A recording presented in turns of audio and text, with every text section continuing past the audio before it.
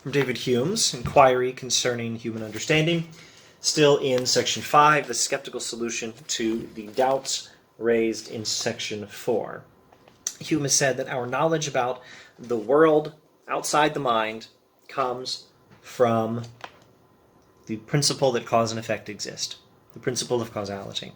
And our knowledge of causality comes from the principle of induction and the principle of the uniformity of nature, the principle that we can reason about what we have not yet experienced from what we have, and the principle that the same fundamental laws of physics are always in place. Things happen the same ways at one time as they do at another time, and in one place as they do in another place, such that we can conclude about what we have.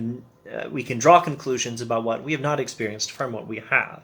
These are the principles that allow us to conclude that cause and effect exist, and that is the foundation of our knowledge about the world outside the mind. But what is the foundation of the foundation? He has said it is custom or habit.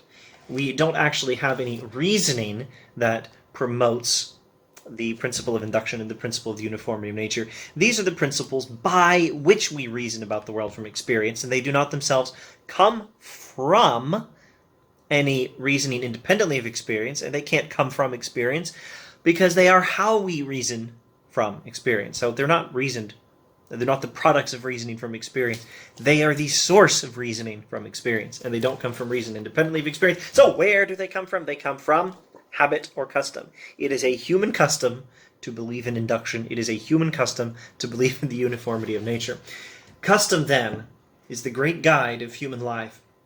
It is that principle alone which renders our experience useful to us and makes us expect for the future a similar train of events with those which have appeared in the past. Without the influence of custom, we should be entirely ignorant of every matter of fact beyond what is immediately present to the memory and senses. We should never know how to adjust means to ends, or to employ our natural powers in the production of any effect.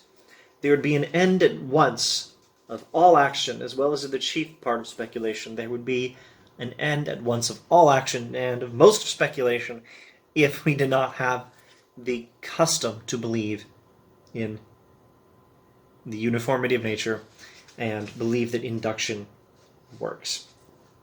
What then is the conclusion of the whole matter? Skipping one paragraph. What is the conclusion? He's perhaps having in mind the biblical language at the end of Ecclesiastes. Hear now the conclusion of the matter, but never mind that. That's aside. What then is the conclusion of the whole matter? A simple one, though it must be confessed pretty remote from the common theories of philosophy. All belief of matter of fact or real existence is derived merely from some object, present to the memory or senses, and a customary conjunction between that and some other objects. Or in other words, having found in many instances that two kinds of objects have always been conjoined together, the mind is carried by custom to expect that the same shall happen in the future. I've begun to paraphrase rather than read. Let me give you his actual words. Having found in many instances that any two kinds of objects, flame and heat, snow and cold, have always been conjoined together, if flame or snow be presented anew to the senses, the mind is carried by custom to expect heat or cold, and to believe that such a quality does exist and will discover itself upon a nearer approach. This belief is the necessary result of placing the mind in such circumstances.